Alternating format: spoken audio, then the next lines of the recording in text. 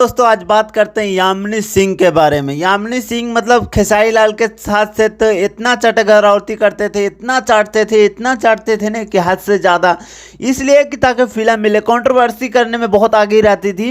अब चिंटू पांडे के साथ गए तो उन लोग वो पता है क्या बोल रहे कि चिंटू पांडे के जितने भी फैन हैं ना मतलब पढ़े लिखे हैं, और खेसारी लाल के फैन अनपढ़ है। मतलब कहने का मतलब इनका यही था। इंटरव्यू दिए थे कुछ दिन पहले, मैंने देखा था। बहुत दिन से सोच रहा था इनके ऊपर वीडियो बनाओ। जिस तरह इनका करियर ऊपर डाउन लिया था ना, अब उसी तरह इनका करियर इतना नीचे डाउन ले जाएगा कि बढ़ना मुश्किल हो जाएगा। अक्सर खेसारी लाल यादव को जो भी छोड़ के जाता है ना, एक दिन बाद उनकी औकात इतना नीचे चली जाती है ना कि दोबारा चटगरावती करने पड़ता ही है। जैसे कुछ दिन पहले पता ही है आप लोगों को, किसी काजल राघवानी मैम के क्या उनका हालत हो गया था।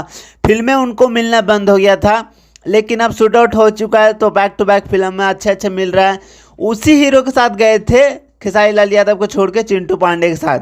जब उन्होंने लात मारा तब बैक मारे, इधर उधर मुंह मारने लगे। लेकिन अभी किसी तरह नहीं है, खेसारी लाल यादव भी काम नहीं दे रहे। इनका भी कुछ दिन में हाल वही होने वाला है। सो मैं ज़्यादा कुछ नहीं बोलूँगा, चटीगरौता बंद कीजिए। अगर चटीगरौता करना होता है तो एक स्टार के फैम के साथ चलिए, और नहीं चटीगरौता नहीं करना होता है तो मत इतना कंट्रोवर्सी कीजिए, करिए मतलब करा कीजिए। सो ज़्यादा कुछ नहीं बोलता हूँ। ओके बाय, लव यू, मिलता हूँ नेक्स्ट अपडेट।